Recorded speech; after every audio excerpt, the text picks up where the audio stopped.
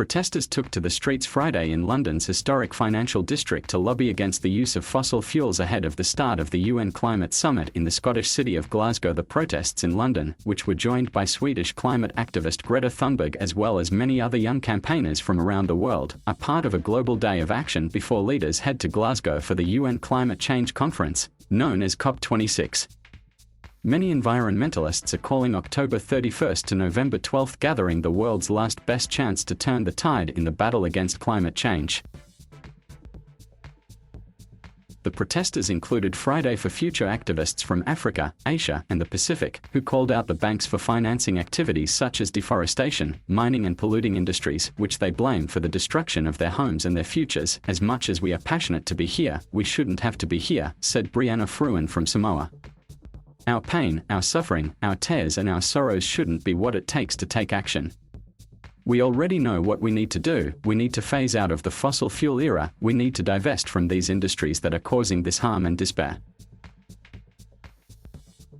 The mood music ahead of the climate talks appears fairly downbeat, with British Prime Minister Boris Johnson, the summit's host, saying it's touch and go whether there will be a positive outcome. On Friday, UN Secretary-General Antonio Guterres warned at the Group of 20 summit of leading industrial and developing nations that there is a serious risk that Glasgow will not deliver. He said that despite updated climate targets by many countries, the world is still careening towards climate catastrophe.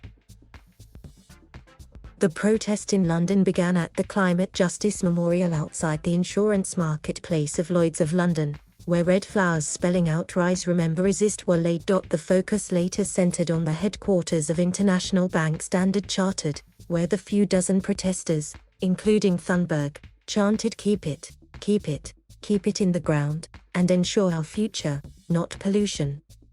A vigil outside the Bank of England will round out the day's protests.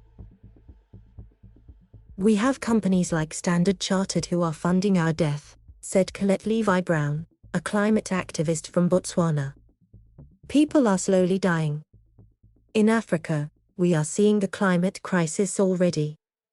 Across the world, demonstrators have been taking to the streets to urge action now, including in coal-reliant Poland, where city sirens sounded at noon in Warsaw and other major cities. Poland's conservative government has been slow to embrace new climate goals, arguing that the country needs more time to phase out its heavy dependence on coal. The summit in Glasgow is taking place a year late because of the coronavirus pandemic. 6 years ago in Paris, nearly 200 countries agreed to individual plans to fight global warming. Under the Paris Pact, nations must revisit their previous pledges to curb carbon pollution every 5 years and then announce plans to cut even more and do it faster. The headline goal set in Paris was to limit global warming to 1.5 degrees Celsius since pre-industrial times, yet the world has already warmed 1.1 degrees Celsius since then. The hope is that world leaders will cajole each other in Glasgow into doing more, while ensuring that poorer nations struggling to tackle climate change get the financial support they need to adapt, the UN's Guterres said. However, there are serious questions about some of those emissions pledges and noted that collectively they won't be enough to keep the global temperature rise below 2 degrees Celsius.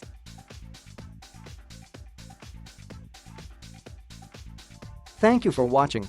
Please subscribe